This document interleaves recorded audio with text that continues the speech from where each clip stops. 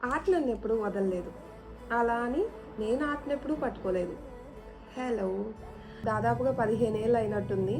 నేను చివరిసారిగా painting brush పట్టుకొని పెయింట్ వేసింది. అండ్ తర్వాత నేను రియలైజ్ కూడా అవ్వలేదు అసలు లైఫ్ ఎంత ఫాస్ట్‌గా అయిపోయింది అని. బట్ ఈ ఇయర్ మళ్ళీ నేను పెయింటింగ్ బ్రష్ పట్టుకొని పెయింటింగ్ స్టార్ట్ చేశాను.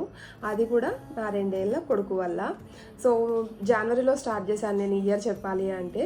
బట్ ట్రస్ట్ మీ అస్సలు కన్సిస్టెంట్గా లేననమాట. పెయింటింగ్ అనే కాదు, I have been inconsistent with lot of things in my life lately.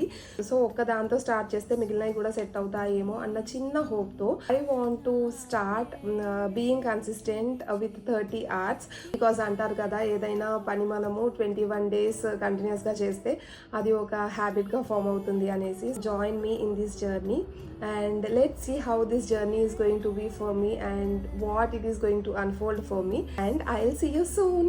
Bye bye.